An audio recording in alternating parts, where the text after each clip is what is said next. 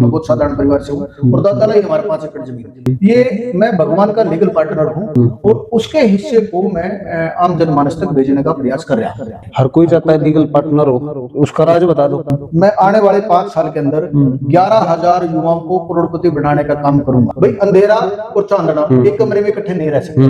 मेरे मरने के बाद भी मिनिमम 5 साल की गारंटी है और मैं अंबानी के भी बाप का पार्टनर हूँ, तो ये तो प्रश्न ही नहीं पड़ता। कई बार तो मतलब मैं ये सोचता ना छड़ मैंने संभाल के माल बनाया, मैं उसमें कर्जे में आ गया। मैंने जगह देने में माल बनाया, मैं उसमें कर्जे में आ गया। अभी मेरे को नुकसान नहीं है, इसका ये थोड़ी मुझे नुकसान नहीं हुआ। ये तो मैं आज इसलिए बता रहा हूँ कि बच्चे इस बात से शिक्षा ले ले कि कोई फेलियर आपको कुछ नहीं बिगाड़ सकता। मैं बैठा हूँ ना, कोई एमएलए एमपी आज 1,000 बच्चे को कौन गोद ले रहा बताना जरा। प्रॉपर्टी कोई डोनेट करे, पहले मैं प्रॉपर्टी ऐसे डोनेट नहीं करता था, अब मैं प्रॉपर्टी डोनेट करने लग गया। मैं राजनीति में फैल रहा, मैं फैलने के लायक था, मेरे में वादक स्वभाव राजनीतिक है नहीं। जो राजनीतिक मोड होना चाहिए भाई, गोली देने का, झूठ बोलने का, थपथपी देने का, वो मेरे में नहीं है। पार्टी ने मुझे इतना दिया है कि पार्टी के लिए मुझे अपने गर्दन भी कटाने पड़े तो वो छोटी बात है। मुझे ऐसा लगता है कि इतना लायक मैं नहीं हूं, मैंने इतने काम करे भी नहीं जितना उन्होंने मुझे सम्मान दिया ब्रिटिश पार्लियामेंट की तरफ से। उस संसद ने हमारे लिए कर रखी। हम आज आपको चैलेंज करें, आज की डेट नोट करो, आज समय नोट करो, 100 दिन में बदलाव नहीं आया तो जो चोर की सजा हुआ मेरी सजा, छोड़ दो दुनिया को। अब मैं आपसे बात कर रहा हूँ।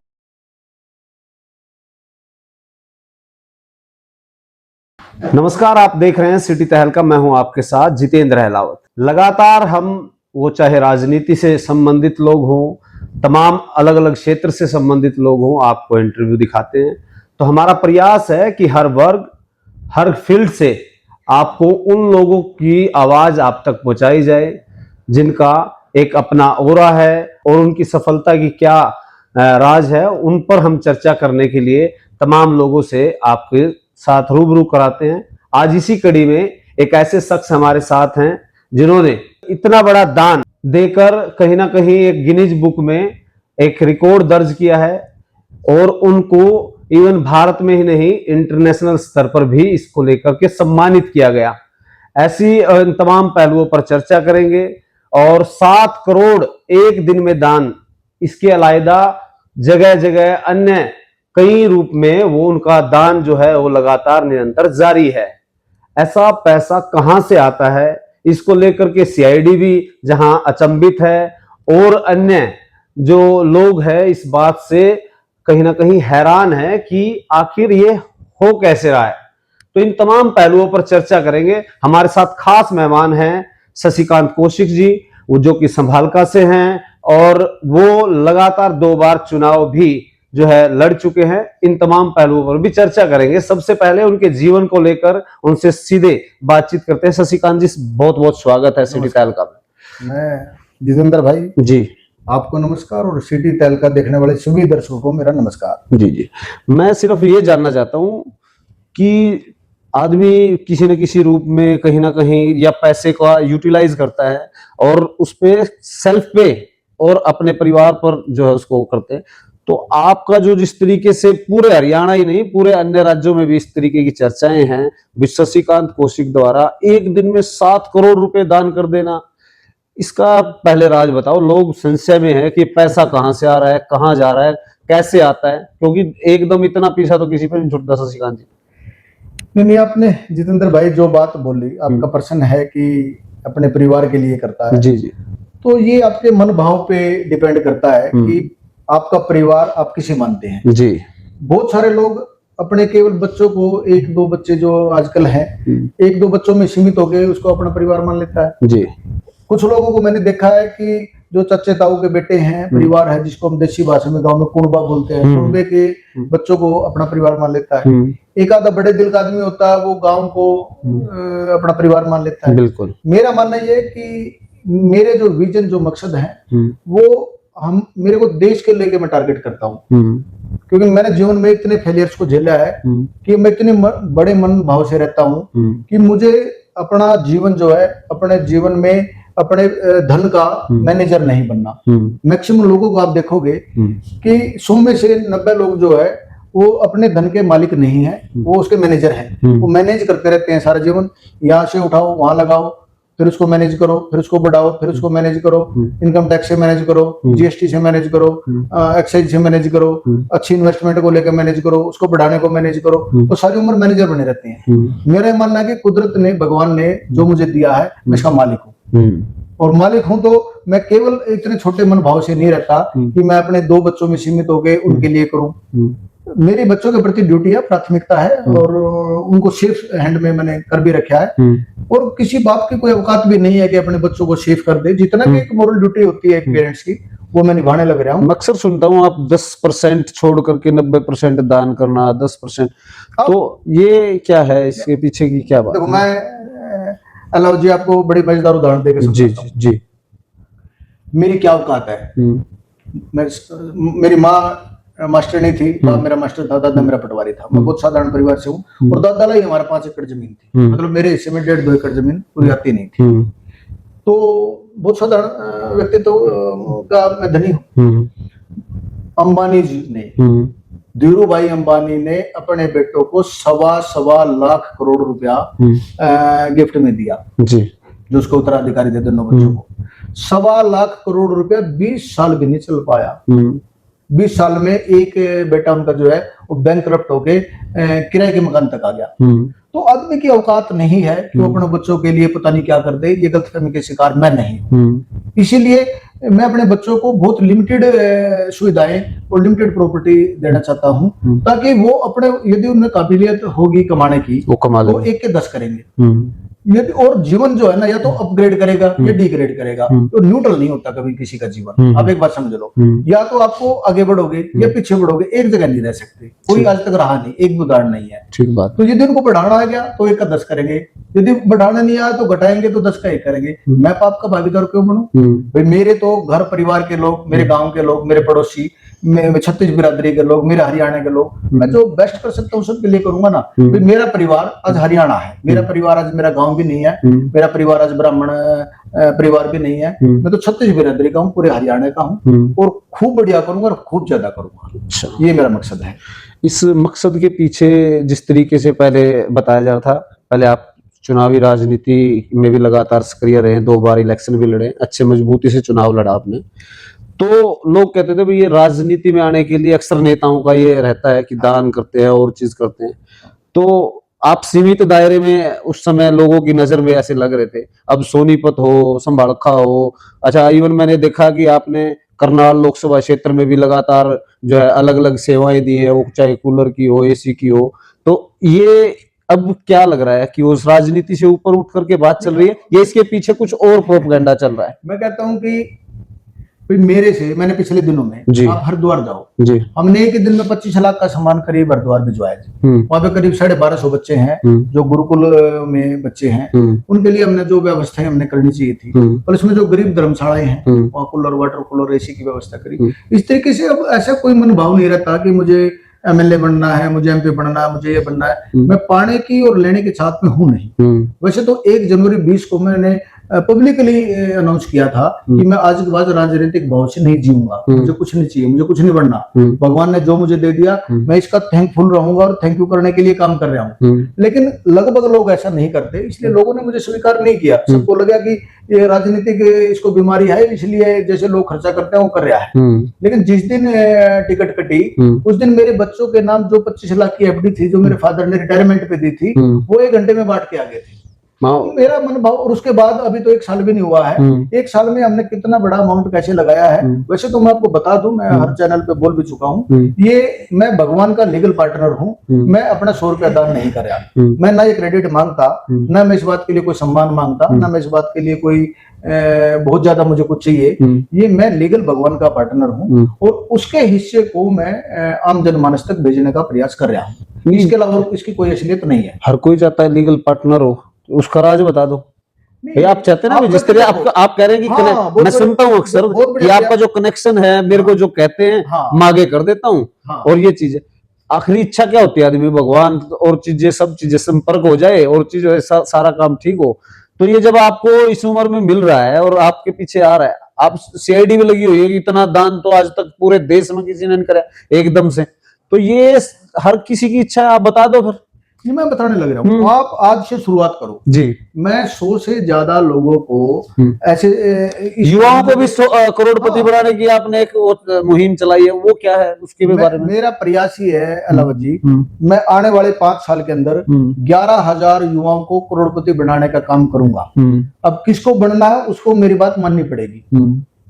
कैसे माननी पड़ेगी? मैं आपको केवल एक आदत से शुरू कराऊंगा। जिस दिन आपने सफलता की खुशियों की 100 आदत को अपना लिया आप करोड़पति बन जाओगे। वैसे तो एक आदत से भी करोड़पति बनते हैं। अब मैं आपको चैलेंज करता हूं, जिस घर में 1 साल तक लोगों की बुराई ना हो, आप क्रिटिसाइज करना छोड़ दो, आप लोगों को माफ करना शुरू कर दो। कोई आपका अपमान करता है आप उसका सम्मान करना शुरू कर दो। कोई आपका नुकसान करता है उसके लिए आप दुआएं दो कि ये साइकोलॉजिकल बीमार है, भगवान भला करे। आप 2-4 बातें मानो तो सही। और लोग मानते तो है नहीं और करोड़पति बनना चाहते हैं। भाई अंधेरा और चांदना एक कमरे में इकट्ठे नहीं रह सकते, या तो अंधेरा होगा या चांदना होगा। अब दोनों के इकट्ठा रखना चाह रहे हो, आप लोगों की बुराइयां भी करते हो, आप लोगों को माफ भी नहीं करते हो, आप लोगों का अपमान भी करते हो, तो आप आगे नहीं बढ़ सकते। यदि बढ़ भी गए, बढ़ने का मतलब है पैसा आपके पास आ भी गया तो आप अपने लिए उसको सदुपयोग नहीं कर सकते। मैक्सिमम लोगों को मैंने देखा है पैसे बहुत कमा लेते हैं लेकिन केवल मैनेजर बन के और नीचे सबलेट करके निकल लेते हैं। मैं जब निकलूंगा ना, लोग जीने की प्लानिंग करते हैं, जीने से मैंने ये रेंटल इनकम बढ़ाने, मैंने वो बढ़ाने। मैं मरने के बाद भी ये सदकार्य कैसे चले, मेरे मरने के बाद भी मिनिमम 5 साल की गारंटी है मेरी। आज मेरी रिटर्न टिकट आ जाए, आज मेरा बुलावा आ जाए, मेरे को कोई अफसोस नहीं, मतलब हैप्पीली मोड में मैं जाऊंगा। और मेरे मरने के 5 साल तक ये फूड वैन भी ऐसे चलेगी, ये 1000 से ज्यादा बच्चे भी ऐसे ही पढ़ेंगे, और ये फिजियोथेरेपी सेंटर भी ऐसे चलेंगे, और ये जो है आई हॉस्पिटल भी ऐसे चलेंगे। ऐसे 20 काम मैं आपको गिनवा सकता हूं जो मेरे मरने के 5 साल तक तो गारंटी के साथ चलेंगे, और हो सकता है 50 साल तक भी चलेंगे। ये शशिकांत इंटरनेशनल चैरिटेबल ट्रस्ट के माध्यम से चल रहे हैं। हाँ। ये कहाँ पे चल रहे हैं और क्या क्या सेवाएं चल रही है इसके द्वारा? हमारे यहाँ पे आप ये मान के चलो, ऑपरेशन आई सेंटर, हमने जो दृष्टि आई सेंटर को हमने जगह दी है जी, और उसकी जो इंटीरियर डेकोरेशन सारा हमने तैयार करके हॉस्पिटल में दिए हैं जी। आप ये मान के चलो कि ऑपरेशन फ्री, कंसल्टेंसी फ्री, चश्मा फ्री, दवाई फ्री, 100% फ्री। फिजियोथेरेपी सेंटर हम 20 अगस्त को डोनेट करेंगे जी। उसमें हर जरूरतमंद को हर चीज फ्री है, हर चीज फ्री है। आप मेरे से कोई प्रश्न करो वो भी फ्री है, प्रश्न भी फ्री। मैंने रजिस्ट्री में लिखवाऊंगा, मैं रजिस्ट्री में लिखवाऊंगा कि ये करोड़ों की जो प्रॉपर्टी दी जा रही है, जो संस्था इसको लेगी वो फ्री सेवा करेगी। ये पैसे कहाँ से आ रहे हैं? पैसे फिर वही बात कर रहे हैं यार। आप एक बात बताओ, यदि आपके अंबानी से हिस्सेदारी करा दी जाए तो कोई आपसे ये पूछेगा पैसे कहाँ से आ रहे हैं? सबको पता है कि अंबानी का पार्टनर ऑटोमोड में आ रहे होंगे, इतने बड़े आदमी पार्टनर है, और मैं अंबानी के भी बाप का पार्टनर हूँ, तो ये तो प्रश्न ही नहीं बनता। भाई यदि आपकी हिस्सेदारी अंबानी से करा दी जाएगी तो आपके पड़ोस में आपके दोस्त पूछेंगे कहाँ से आ रहा है।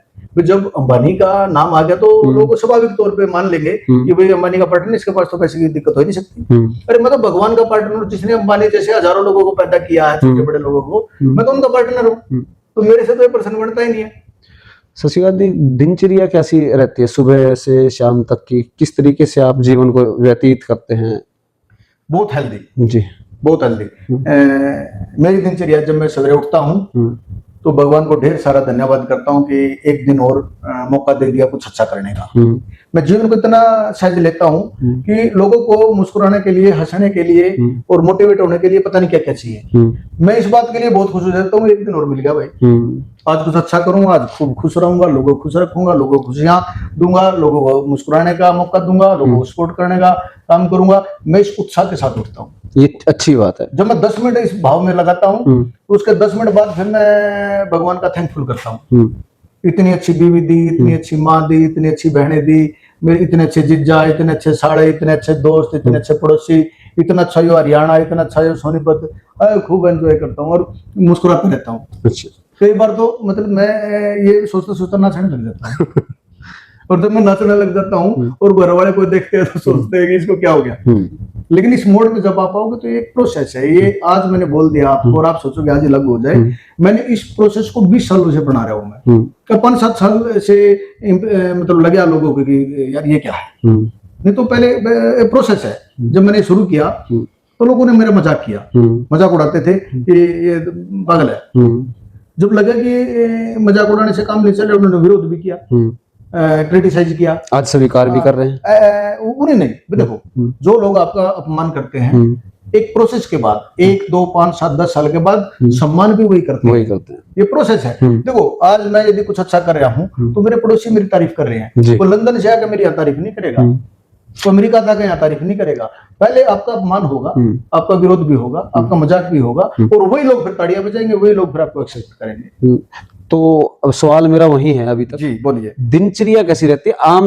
ये तो सभी को पता है भी, आप हर चीज में कहते हैं सुबह उठते हैं, फिर कितना समय अपने पार्टनर को देते हैं, फिर उसके बाद क्या प्रोसेस रहता है, काम धंधे को कितना समय देते हो, पब्लिकली सामाजिक कितना समय, वो थोड़ा उसके बारे में जानना। प्रश्न किया आप मेरे मोबाइल को देखोगे तो मेरा हर घंटा प्रोडक्टिव है।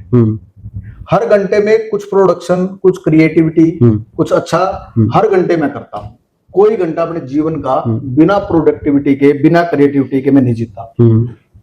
या तो सम्मान बढ़ाऊंगा, या प्यार बढ़ाऊंगा, या पैसा बढ़ाऊंगा, कुछ नया करूंगा, कुछ अच्छा करूंगा, कुछ बड़ा करूंगा, बहुत बड़ा करूंगा, कुछ अच्छा करूंगा, बहुत अच्छा करूंगा।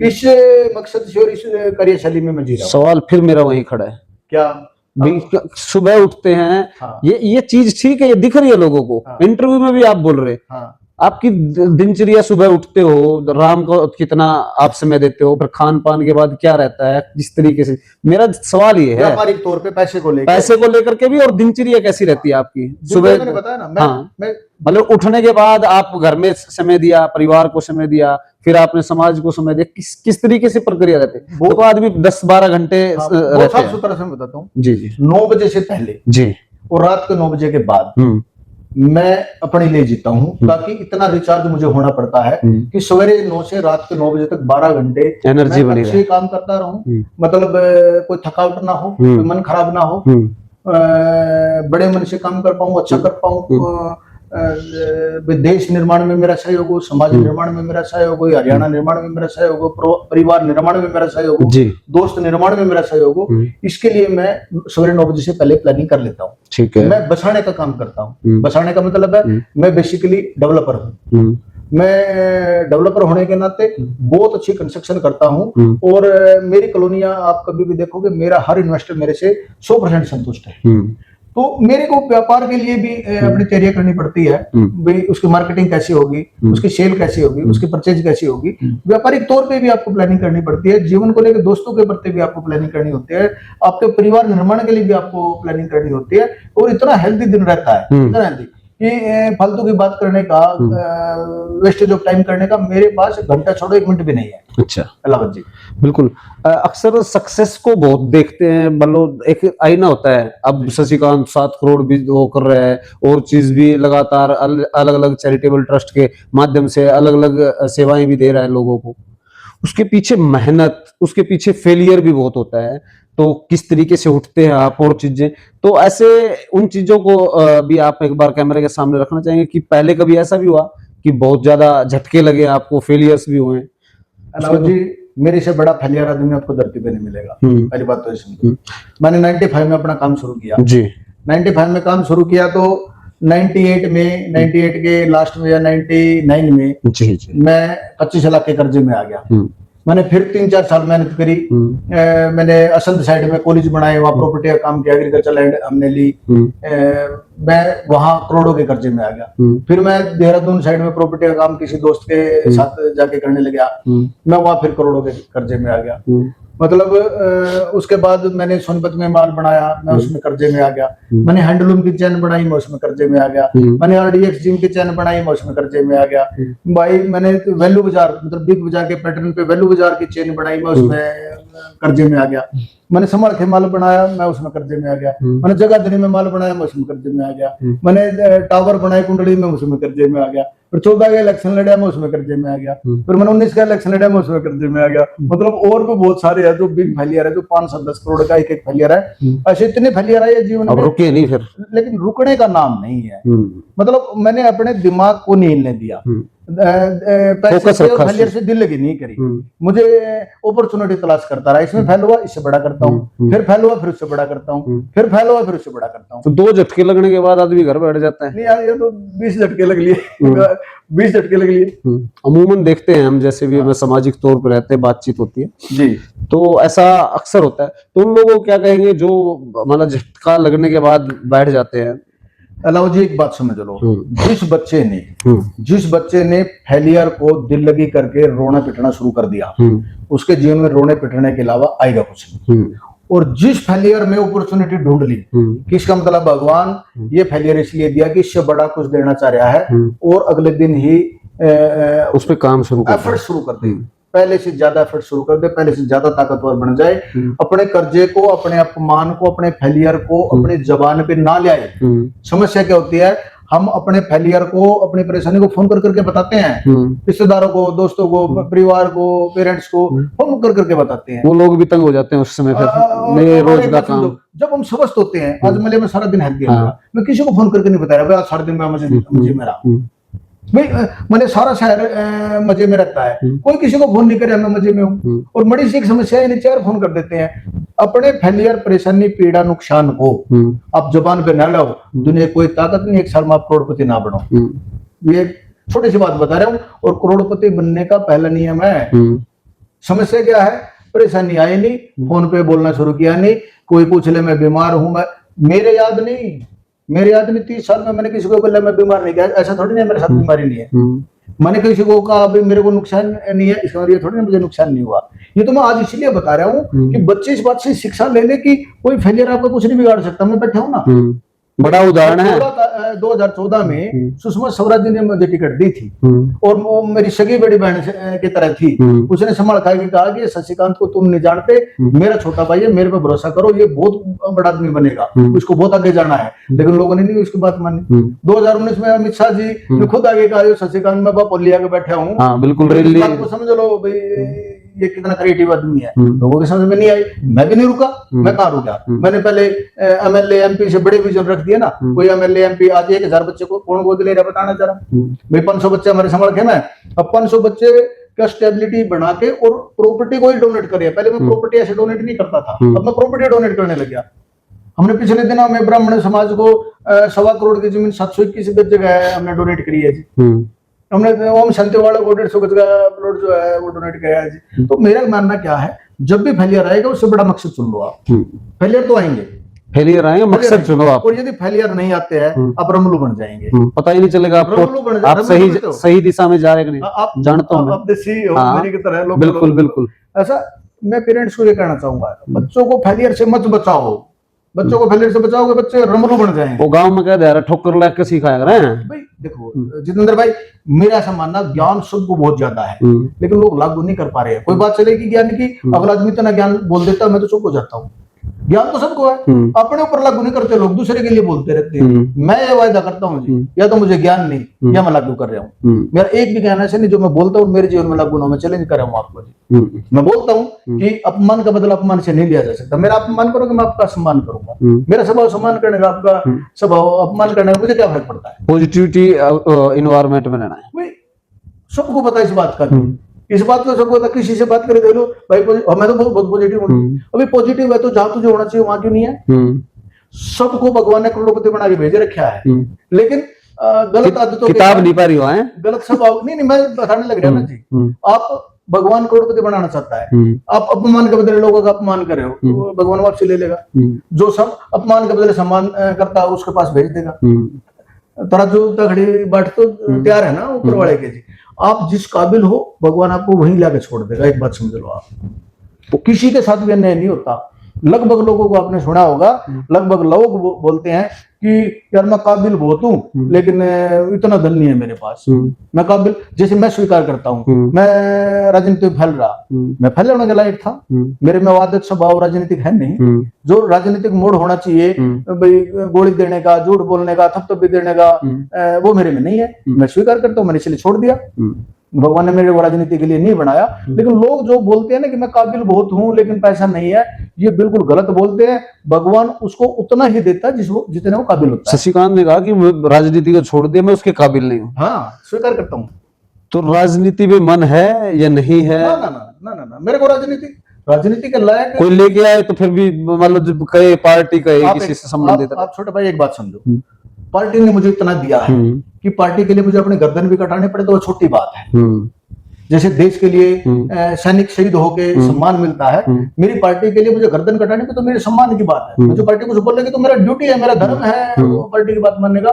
लेकिन मैं इस मन से नहीं जी रहा हूँ कि मुझे पार्टी से कोई पद, कोई टिकट, कोई एमएलए, कोई एमपी बढ़ना, मैं इस भाव में नहीं जीता।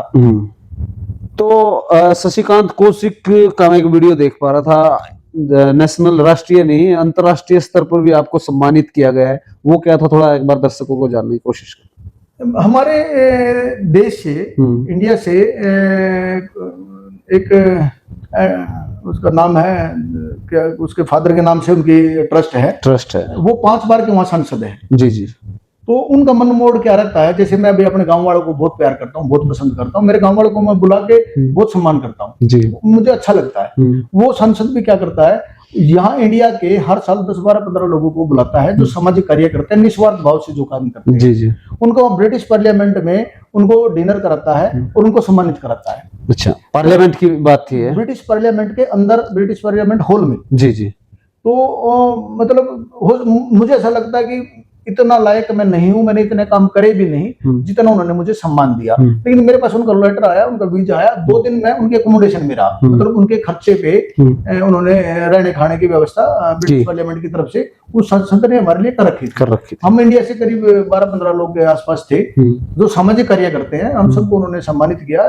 जो सम्मान का जो तरीका होता है वो सारा किया। मैं विद फैमिली, हमारा वीजा आया, हम वहां पे गए, तो मैंने भगवान को थैंक यू किया कि भाई मेरे को लगातार 1 रुपया हूं तो सवाया भगवान दे रहा है, सम्मान भी सवाया मिल रहा है। तो मैं कोशिश करता हूं कि लोगों को खूब सम्मान देके भगवान को ऋण उतार सकूं। तो अब जो प्रक्रिया है ये निरंतर ऐसे जारी रहेगी? बढ़ेगी और बढ़ेगी दिन प्रतिदिन। इतने छोटे मकसद मेरे नहीं है जो मैं कर रहा हूँ, इससे बहुत बड़े मकसद है जी। तो इसके साथ साथ मतलब पूरे आप हरियाणा की या पूरे देश की, जैसे कि आपने कहा हरिद्वार में भी आप सेवाएं दे रहे हैं और चीज भी, ये जो चैरिटेबल ट्रस्ट है आपका, इस ट्रस्ट की क्या सीमाएं, क्या शाखा है? इस जो पेड़ आपने लगाया है, कोई सीमाएं नहीं है, इस पर कोई टीजी नहीं है, इसमें बैंक में कोई खाता नहीं है। जीवन में भाई हमने ट्रस्ट के माध्यम से सरकार से, लोगों से 1 रुपए का चंदा लिया नहीं, 1 रुपए का लेंगे नहीं, सरकार से कोई फायदा लिया नहीं, सरकार से कोई फायदा लेंगे नहीं। और केवल नाम का सम्मान बढ़े, क्योंकि मैं भगवान का अंश हूँ, भगवान का वंश हूँ, उनका बेटा हूँ, तो केवल नाम का सम्मान बढ़े, इसके अलावा और कोई मकसद सोच समझ नहीं है। और लोग भी इस ऐसी प्रक्रिया में शामिल हो, जैसे कि आपने कहा कि लीगल पार्टनर है भगवान के, जो बताता है वो कर देता हूँ, ये थोड़ा सा लोगों को बताएंगे कि कुछ और लोग भी इस मुहिम में जुड़ जाएं, उनके हाथ से भी कुछ पैसे दान हो जाए। जितेंद्र जी, हाँ। मैं भी कह रहा था, आपने प्रश्न करा, मैंने उत्तर दिया।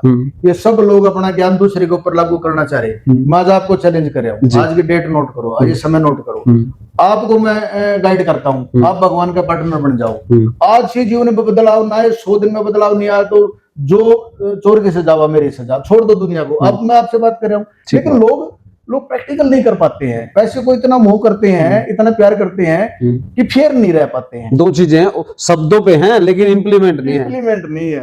हर आदमी चाहता है मैं धनवान बनूं, उसको पता है कि भगवान की सीधारी में काम करने का किसको नुकसान हो सकता है यार, लेकिन फिर भी नहीं कर पाते हैं। ये कोई नया ज्ञान थोड़ी नहीं दे रहा हूँ, आपको नहीं पता, इनको नहीं पता, ये प्रदीप भाई बैठा है, छोटा भाई, इनको नहीं पता सबको है, करना भी सब चाहते हैं, करते नहीं। अच्छा, कुछ लोग क्या होता है लेखनी में, कुछ लोग पढ़ने में, शशिकांत का किस चीज में इंटरेस्ट? मेरे जीवन का एक भी दिन ऐसा नहीं होता जिस दिन मैं लगभग 1-1.5 घंटा 1 घंटा नहीं पढ़ता। मैं 15 मिनट 20 मिनट लिखता भी हूँ, और इतने मजेदार बात लिखता हूँ, और इतने मजेदार किताबें पढ़ता हूँ। मैंने 100 से ज्यादा फेलियर लोगों को पढ़ा है और 100 से ज्यादा सफल लोगों को पढ़ा है। मैं रोजाना जो मॉर्निंग टी पीता हूँ वह किसी न किसी सुपर फेलियर और किसी न किसी सुपर अचीवर के साथ पीता हूँ। इससे सीखने को मिलता है, इससे कितना आपको मजा आता है यार। एक तो आप साधारण व्यक्तित्व के साथ चाय पी रहे हैं, एक अब्दुल कलाम के साथ चाय पी रहे हैं, आप इंदिरा गांधी के साथ चाय पी रहे हैं। तो मैंने किताबों से बहुत कुछ सीखा है। मतलब मैं ये मानता हूँ यदि आपके घर में लाइब्रेरी है, यदि आप किताबें पढ़ते हैं, तो दुनिया की कोई ताकत ऐसी नहीं है कि आप धनवान ना बनो। अगली टिप यह है, आप डेली 1 घंटा पढ़ना शुरू करो, जीवन की अच्छी किताबें। 1 साल में करोड़पति नहीं बनोगे तो मेरा पीढ़ी से ले जाओ आप। शुक्रिया बात करने के लिए शशिकांत जी, थैंक यू। ये थे हमारे साथ शशिकांत कौशिक, जो कि लगातार जो है समाज के अंदर अपने ट्रस्ट के माध्यम से लोगों को, जो कहीं ना कहीं उसके सक्षम लोग भी नहीं हैं, उन लोगों को, जो लोग पढ़ना चाहते हैं लेकिन पढ़ने की उनके पास व्यवस्था नहीं है, उन लोगों के लिए, जो असमर्थ लोग हैं और कुछ करना चाहते हैं, उन लोगों के लिए इन तमाम पहलुओं को चैरिटेबल ट्रस्ट के माध्यम से उनको सेवाएं दे रहे हैं, ताकि समाज का उत्थान हो। और उसको लेकर उन तमाम पहलुओं पर हम चर्चा की, उनके जीवन को लेकर हमने चर्चा की। इस पूरे इंटरव्यू को आप किस तरीके से देखते हैं, कमेंट के माध्यम से जरूर आप हमारे साथ साझा करें। आपके सवाल जवाब हमारे लिए महत्वपूर्ण है और इस तरीके के इंटरव्यू का सिलसिला लगातार जारी रहेगा। बने रहें सिटी तहलका के साथ। नमस्कार।